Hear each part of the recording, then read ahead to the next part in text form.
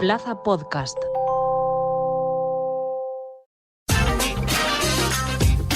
Zona VCF.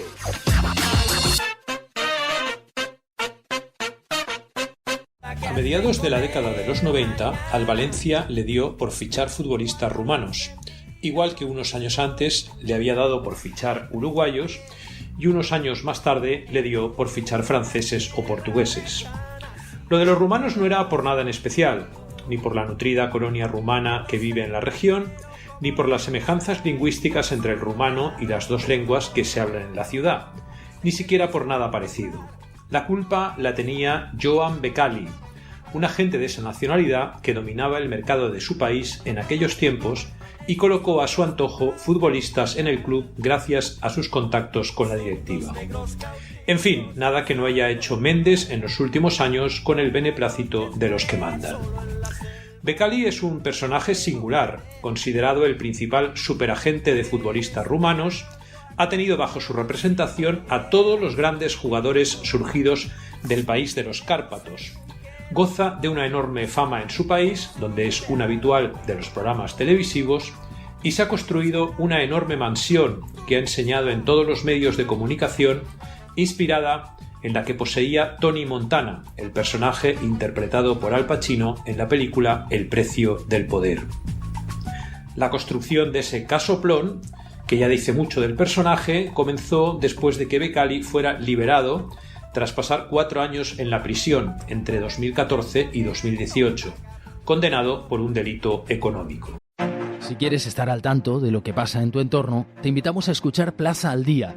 Es el daily de Plaza en el que cada día analizamos en profundidad un tema de actualidad.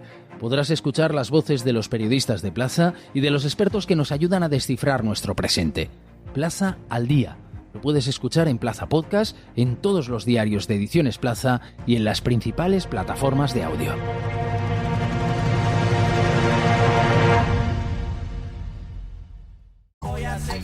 A finales de la década de los 90 del siglo pasado, Becali ya era un agente de futbolistas con cierta influencia en equipos europeos y logró situar en el Valencia de aquellos años a los hermanos Ilie, Popescu y Servan, 4 jugadores que, salvo el mayor de los Ilie, difícilmente servían para jugar en el Mestalla. Este último fue sin duda el rumano con más méritos para figurar en la galería de los horrores valencianistas, y no por su rendimiento en el terreno de juego. Todo empezó en una eliminatoria de 32avos de final de la Copa de la UEFA entre el Steaua de Bucarest y el Valencia.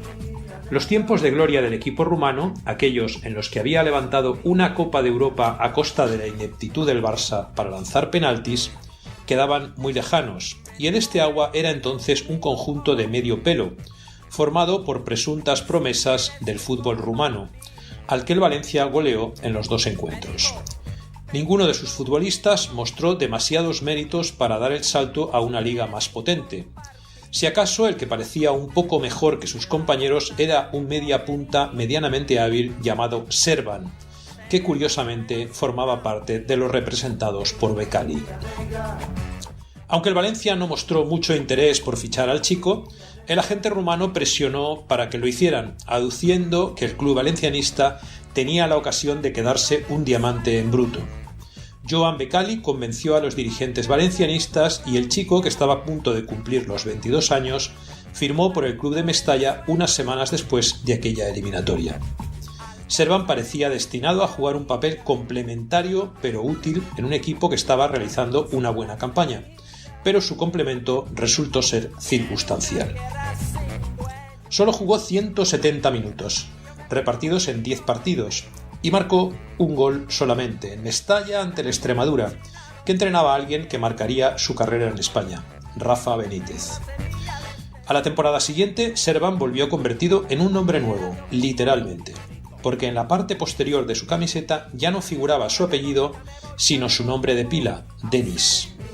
Como en aquellos tiempos Prince también había renegado de su nombre para transformarse nominalmente en un signo impronunciable que provocó que los medios lo llamaran el artista antes conocido como Prince, Servan quiso imitarlo, pese a que nadie lo llamó jamás Denis, como mucho el futbolista antes conocido como Servan. Poco duró aquel follón nominativo, puesto que a los pocos meses fue cedido al Villarreal, en una época en la que el Valencia se llevaba bien con el Villarreal. Pero en la localidad de La Plana el rumano acabó peleado con medio mundo y no jugó casi. Un año más en el Elche propició su regreso a Valencia, coincidiendo con la llegada de Rafa Benítez al banquillo de Mestalla.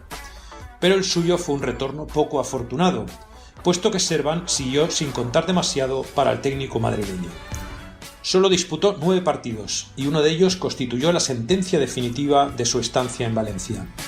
Sucedió en Novelda, en la primera eliminatoria de la Copa del Rey de 2002, cuando Benítez decidió sacarlo al terreno de juego para sustituir a Vicente sin darse cuenta de que ya había 3 jugadores extracomunitarios en el terreno de juego.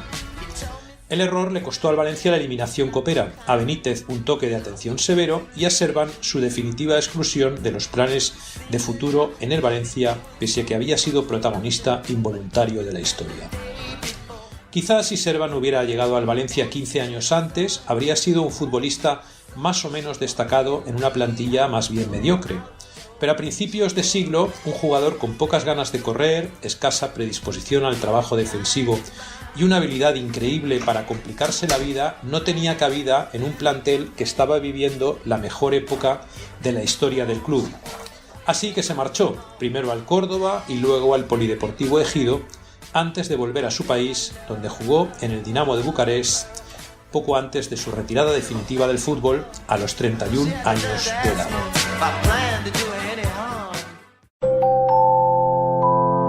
Plaza Podcast.